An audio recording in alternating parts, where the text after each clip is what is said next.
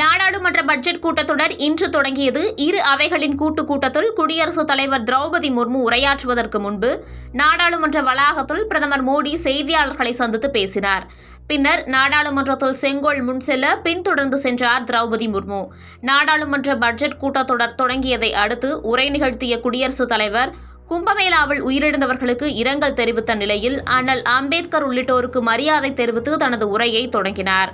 தொடர்ந்து தன் உரையில் குடியரசுத் தலைவர் மத்திய அரசின் பல்வேறு நடவடிக்கைகளால் 25 கோடி பேர் வறுமையில் இருந்து மீண்டுள்ளனர். 2047 வளர்ந்த பாரதம் என்ற நமது இலக்கு உலகை கவர்ந்துள்ளது என குறிப்பிட்டு பேசினார். திரௌபதி முர்மு அவர்களின் இந்த உரை குறித்து மார்க்சிஸ்ட் கம்யூனிஸ்ட் கட்சியை சேர்ந்த சுந்தன் அவர்களிடம் பேசினோம். அவர் கூறியதாவது: இந்த சாதனைங்கிறத அவங்க இப்ப சொல்லல, ஏற்கனவே குடியரசுத் தலைவர் உரையிலையும் இதே சாதனை தான் சொல்லியிருந்தாங்க. ஆனா அந்த போன பட்ஜெட்டுக்கு நேரத்திலயும் சரி இப்பவும் சரி அவங்க இந்த இடைப்பட்ட காலத்துல என்ன நடந்திருக்குன்னு பார்க்கணும். ஒண்ணு, ஜிடிபி வளர்ச்சி பயங்கரமா இருக்கும், நாங்க 7% மேல போறோம் அப்படின்னு கிளைம் பண்ணாங்க. ஆனா உண்மையான இன்னைக்கு நிலைமை என்ன? இன்னைக்கு அதாவது எதிர்பார்ப்புகள், பட்ஜெட் எதிர்பார்ப்புகள் 2025 4 வருஷத்துல இல்லாத அளவுக்கு ஜிடிபி வளர்ச்சிங்கிறது மந்தமா இருக்க போகுது அப்படின்னு வருது. நீங்க கொரோனா காலத்துல நம்ம ஜிடிபி பாதாளத்துக்கு விழுந்தது, உலகம் முழுக்க விழுந்தது, ஓகே. ஆனா இந்தியாவில கேஷியப் ரெக்கவரி நடக்கும், அதாவது நம்ம விழுந்த வேகத்துல எந்திரிப்போம்னு சொன்னாங்க. திரௌபதி முர்மு அவர்கள் பேசியிருக்கிறதுங்கிறது ஒரு விளம்பர பேச்சு, ஒரு பிரச்சாரம். எப்பவுமே மத்திய அரசுடைய உரையை தான் குடியரசுத் தலைவர் பேசுவாங்க. அதனால மோடி அவருடைய பேச்சுல இருந்து ஜனாதிபதியோடைய பேச்சை நாங்க பிரிச்சு பார்க்க விரும்பல. அவங்க ஏற்கனவே 20 பேர் வறுமையிலிருந்து உயர்ந்ததா சொன்னாங்க, இப்பவும் சொல்லியிருக்காங்க. ஆனா அந்த உரை பேசப்பட்ட காலத்திலேயே எதிர்பார்க்கப்பட்ட நாட்டின் வளர்ச்சிங்கிறது நடக்கல. அவங்க இப்ப நாடு வளரும்னு நினைச்சாங்க, பெரிய வேகத்தில் நடக்கும், உலகம் முழுக்க மற்ற நாடுகள் அடையாத வளர்ச்சி வேகத்தில் நம்ம வளர போறோம்னு சொன்னாங்க. ஆனா இப்ப நிலைமை என்னன்னா, எதிர்பார்த்த வளர்ச்சியை நம்ம அடையல, ஜிடிபி மந்த நிலையை நோக்கி போகுது.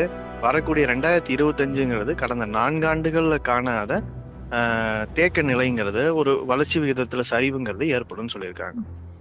சோ இப்ப இந்தியாவுடைய பொருளாதாரம் வளரல, அதுவும் 4 வருஷமா வளரல, அதுவும் கொரோனாவுல விழுந்த வேகத்துல நம்மளால எந்திரிக்க முடியலன்னு சொன்னா, வறுமையில இருந்தவங்களுக்கு மட்டும் எப்படி செல்வம் உருவாயிருக்கும்? மொத்தமாவே செல்வம் உருவாகல. உருவான செல்வம் வெறும் பணக்காரங்களுக்கு மட்டும்தான் உருவாகி இருக்கு. 80 கோடி மக்களுக்கு இலவச அரிசி தரங்கிறத தான் இன்னைக்கும் சாதனையா ஒரு அரசு சொல்லுது. நீங்க ரேஷன் சிஸ்டத்தை தான் நம்ம சாதனையா சொல்லிக்கிட்டு இருக்கோம். அப்கோர்ஸ் அதெல்லாம் வேணும். நாம வறுமையை ஒழிக்கணும்னா வேலையின்மையை ஒழிக்கணும், பணவீக்கத்தை கட்டுப்படுத்தணும். இது ரெண்டுமே பண்ணாத ஒரு அரசாங்கம் வறுமையை ஒழிச்சிட்டேன்னு சொன்னா, நீங்க மக்கள் அந்த மக்களை எல்லாம் இந்திய குடிமக்களை கருதுறீங்களா இல்லையாங்கிற கேள்விதான் வருது. இந்த நாட்டுல ஏழைக வாழ்றாங்க, அவங்களையெல்லாம் நாட்டு மக்களா கணக்குல வச்சுக்கிறீங்களா, இல்ல அவங்களையெல்லாம் புள்ளி விவர அடிப்படையில மறைச்சிட்டு வறுமையை மறந்ததை போய் ஒழிக்கிறேன்னு சொல்றீங்களான்னு கேட்க வேண்டியது. கடந்த மோடி ஆட்சி வந்ததுக்கு பிறகு எப்ப 5ஆண்டு திட்டத்தை ஒழிச்சாங்களோ அப்ப இருந்தே பொருளாதார, அதாவது இவங்க கொடுக்கக்கூடிய எக்கனாமிக் சர்வேவா இருக்கலாம், அல்லது இந்த பொருளாதாரம் சார்ந்த எந்த அறிக்கைகளும் நம்பகத்தன்மைக்குரியதாக இல்லை. அந்த டேட்டாவை நம்பி நம்ம ஒரு கருத்தை சொல்ல முடியல. ஏன்னா இது எல்லாமே பிஆர் எக்ஸசைஸா இருக்கு. உண்மையில பட்ஜெட் வந்த பிறகு பட்ஜெட் உரையை தள்ளி வச்சுட்டு நாங்கெல்லாம் பட்ஜெட்டோட விவரங்களுக்குள்ள போறோம். அங்கதான் தெரியுது அவங்க கேபிட்டல் எக்ஸ்பெண்டிச்சர் அப்படின்னு சொல்லிட்டு, ஆனா ஆக்சுவலா கேபிட்டல் எக்ஸ்பெண்டிச்சரா கணக்கு காட்டுறது மாநிலங்களுக்கு கொடுக்குற கடனை எல்லாம் எடுத்து காட்டுறாங்க.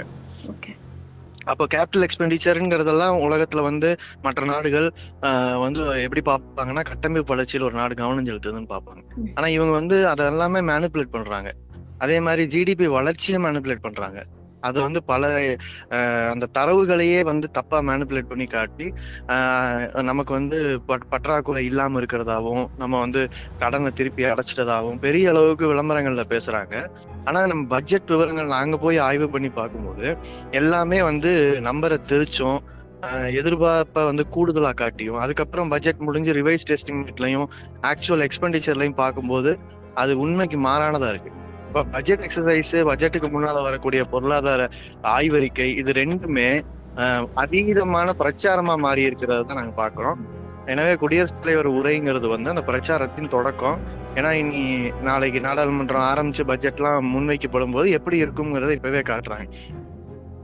பட் எங்க கேள்வி என்னன்னா, நாடு நெருக்கடியில் இருக்குல்ல, அதை ஒத்துக்கிட்டாதானே நம்ம வந்து சொல்யூஷன் நோக்கி போக முடியும். வேலையின்மையும் பணவீக்க விகிதமும் அதிகமா இருக்குங்கிறது வந்து சாதாரண மக்கள் வரைக்கும் தெரியுது. ஏன்னா விலைவாசி ஏறிக்கிட்டு இருக்கு, வேலை இல்லை குடும்பங்கள்லயே. அப்ப இதுக்கான எந்த சொல்யூஷனையும் அரசு தராதுங்கிறது தானே இப்ப உங்க சொல்ற. இருக்கிற பிரச்சனையுமே ஒத்துக்கலைன்னா என்ன சொல்யூஷன் நீங்க தருவீங்க?